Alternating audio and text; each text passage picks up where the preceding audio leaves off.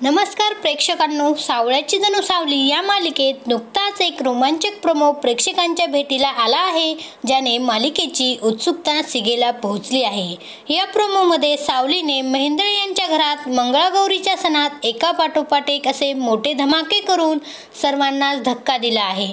ताराने केलेली एक मोठी चूक तिला चांगलीच महागात पडली आहे। तिने केलेल्या चुकीमुळे सावली रागाच्या भरात तिच्या कानशिलात मारते आणि तिला जन्माची अद्दल घडवते।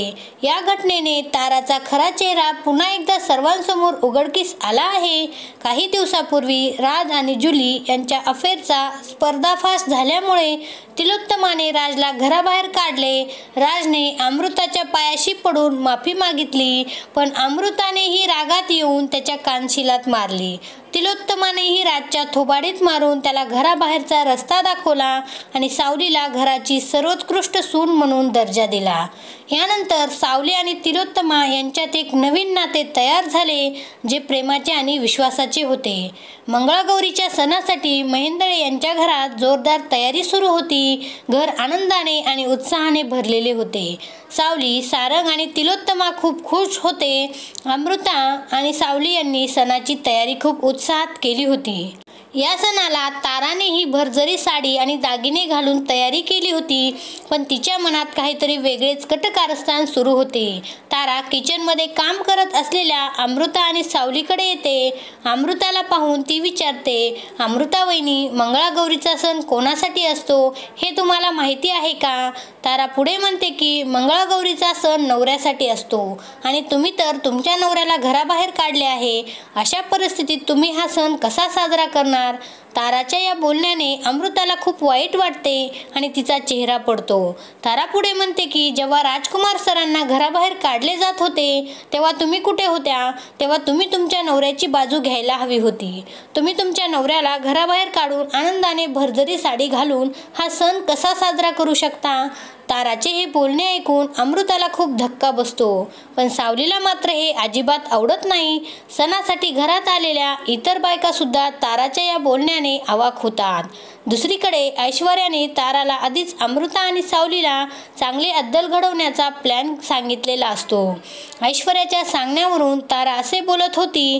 सावलीला ताराचे बोलणे ऐकून राग अनावर होतो। ती लगेच अमृताचा हात धरून तिला मागे खेचते आणि स्वतः तारासमोर उभी राहते। रागाने लालबुंद झालेल्या सावलीने क्षणार्धात ताराच्या कानशिलात जोरदारात मारली। तारा तिच्या गालाला हात लावून बघतच राहते। सावली तिला म्हणते की तारा, माझ्या वहिनीबद्दल असे बोलण्याचा तुला कोणताही अधिकार नाही। तू या घरातील सर्वात लहान सून असताना असे कसे बोलू शकतेस? पुन्हा एकदा ताराच्या कानशिलात सणसणीत मारून सावली तिचा माज पूर्णपणे उतरवते आणि तिला जन्माची अद्दल घडवते। सावली ताराला स्पष्ट शब्दात सांगते, हे बघ, त्यांच्या वैयक्तिक आयुष्यात डोकावण्याचा तुला काहीच अधिकार नाही। अमृता वहिनीची काही चूक आहे की नाही हे ते बघून घेतील। तू यामध्ये ढवळाढवळ करू नकोस। जर यामध्ये तू माझ्या अमृता वहिनीला काही बोललीस तर गाठ माझ्याशी आहे। यापुढे तू त्यांच्याशी नीट वागायचे, कळले का? असे म्हणत सावली बोट दाखवून ताराला खडसावते। त्यानंतर सावली अमृताला सोबत घेऊन खाली येते आणि तिला इतर बायकांसोबत मंगळागौरीच्या खेळात सहभागी करते। सावलीने केलेले हे कृत्य योग्य असल्याचे अमृतालाही वाटते।